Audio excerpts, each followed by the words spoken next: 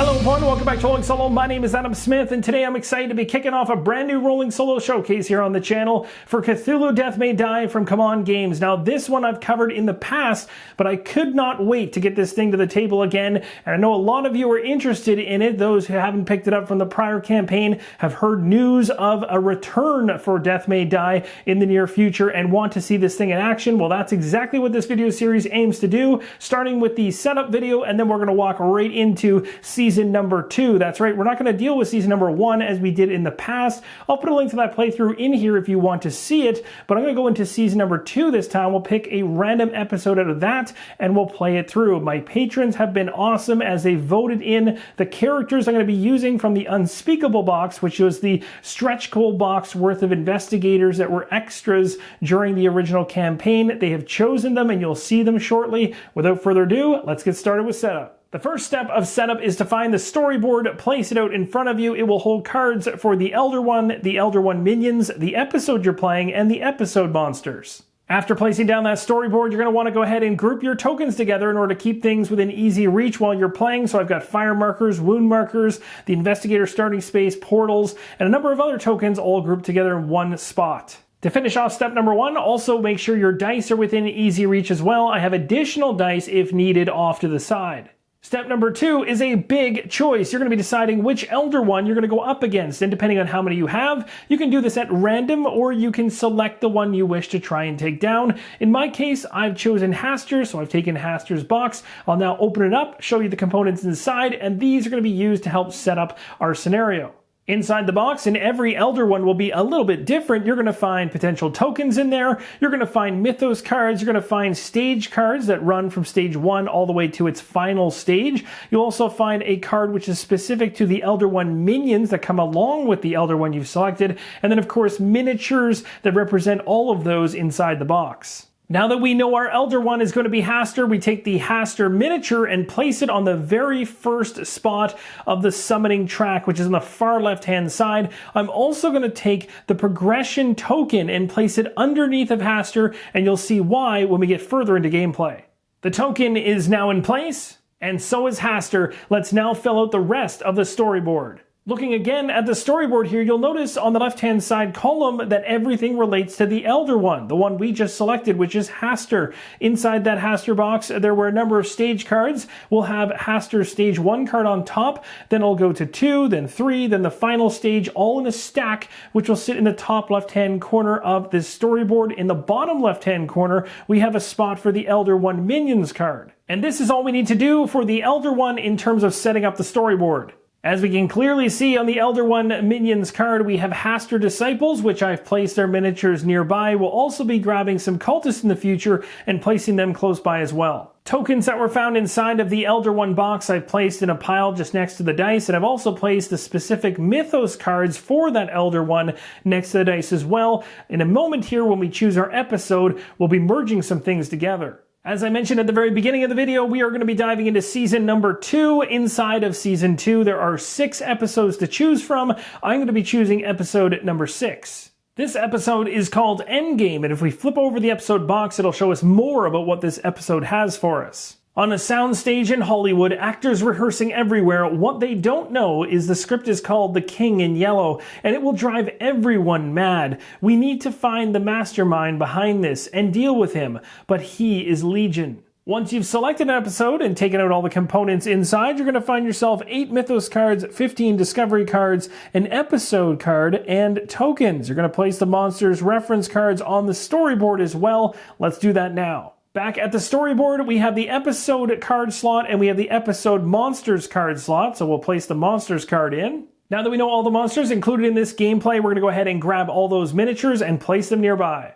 And these are all the miniatures which will be used as part of the Elder One we've selected and the episode. No matter where you place your miniatures on the game table, just make sure that they're within easy reach. For the purposes of this playthrough, I'm going to put them above the storyboard in order to make sure you can see everything on the storyboard clearly without being blocked. Now that steps 1 through 4 are complete, we're going to move on to step number 5, which has us look at the episode card that came out of the episode box, and it literally will state exactly how the tiles are supposed to be orientated, as well as the tokens and miniatures and where they're supposed to be placed. Simply follow this, and you will have the entirety of the scenario set up on the game table. Here are the tiles for Season 2, Episode 6 laid out. The investigators, which we'll set up in a moment, are going to come in at the very bottom of this tile setup. The spawn gates have now been set in 3 different areas of 3 different colors. The episode begins with 5 cultists in these various positions. There is one Chocho up there in the very top section of the game board.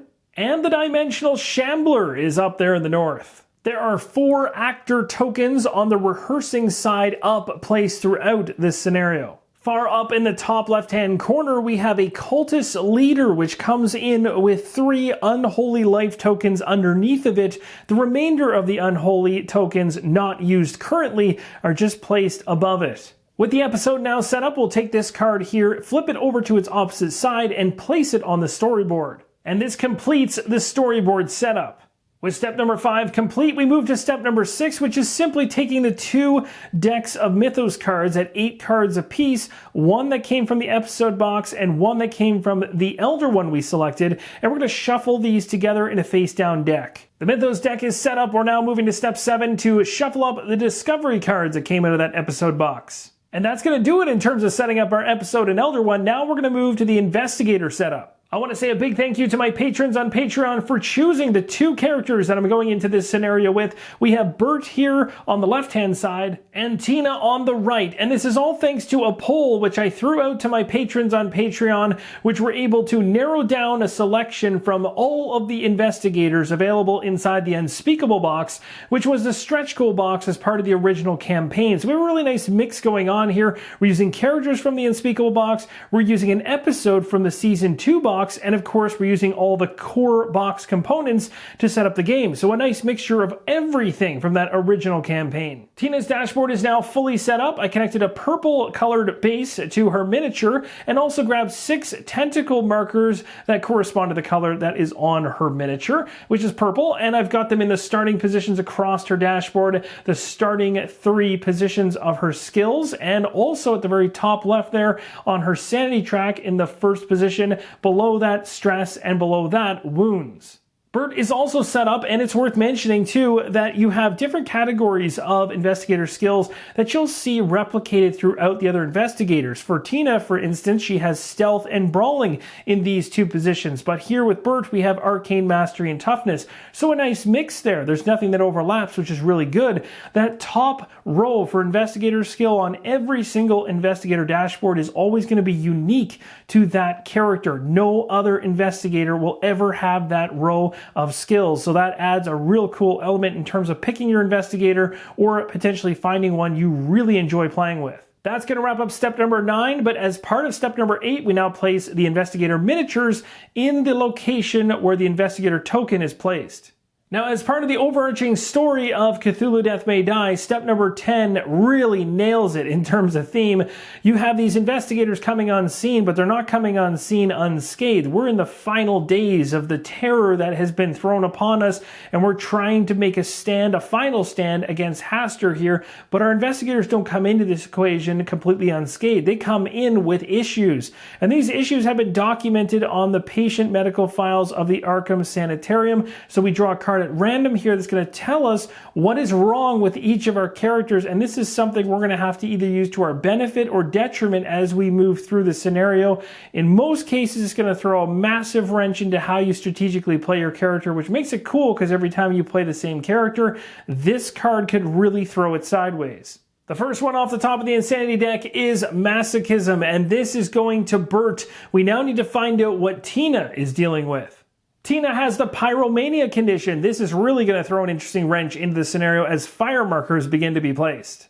The final step of setup is to randomly determine the starting player, and that player gets the Mythos deck. I've gone ahead and grabbed a black die. If we see an exclamation mark, just one of them, or we see a blank side, that is going to be Bert. Anything else, it's going to go to Tina. So here we go with the roll, and it is going to be Bert. And that, my friends, is going to wrap up the setup for Cthulhu Death May Die for Season 2, Episode 6. Really looking forward to diving into this playthrough with you guys and hope that this kind of gets you excited for a future campaign for Cthulhu Death May Die Season 3, which I believe a large number of individuals are excited for, and especially those that want to jump in that missed out on the original. So very excited for that myself. Really hope this helps you make an informed decision on it. And as always, keep on rolling solo.